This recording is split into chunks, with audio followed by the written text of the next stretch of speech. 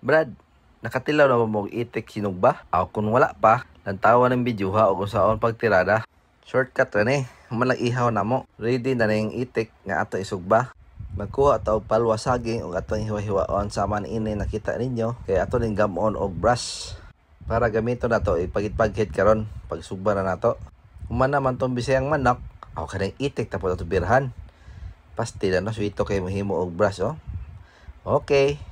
So ato nang ipreparar ang itik dalo na to sa tong baga ang gipreparar. Ready na ang atong kalayo nga baga na. Una yung buhaton, inyo na ipaangay maayo ba para fair ang pagkaluto. Oy, gatuluranay manoon is lang duwag isi mo butang. Dalian na nyo diha kay galandaw atong audience. Usika kay kalayo oh, wala pa nyo butang eh. Las 12 na maluto karon. Kung wala mo itik nga maihaw diha, basing na sa inyo silingan. Hapa-hapa raw ko ninyo. Ug ato lang ibutang ang atong itik.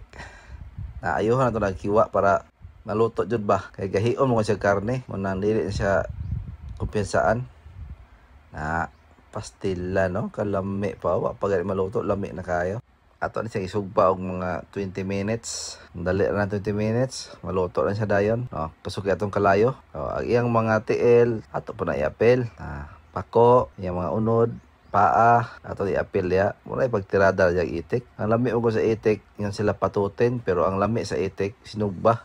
Okay, music maestro.